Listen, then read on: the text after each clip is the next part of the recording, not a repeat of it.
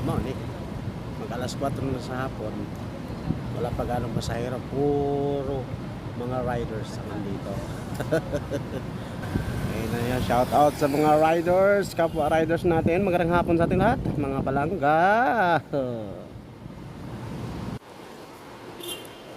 Dito pala tayo sa area ng Uptown Mall, mga palangga, no? Uptown Police Tower 1 and 2 entrance dyan, mga palangga. Kung doon ka naman sa 3, doon sa kabila, yun po yung entrance ng number 3 dito sa may Uptown Mall, mga palangga, no? O, kung doon sa kabila, ikot ka doon kasi magkabilaan to, mga palangga.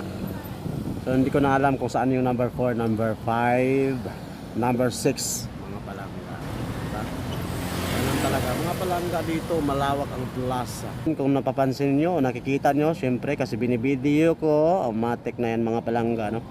Yung plaza ang kalahati, mukhang balang araw, ilang buwan, ilang taon, magkakaroon na ng building yung area na yan. So ito, hindi ko sure kung bakante pa siya o meron nang nagmamayari. Pero meron na talagang may-ari niyan. Kaso lang, hindi natin sure kung kailan siya mapapatayuan ng building. So, di ba?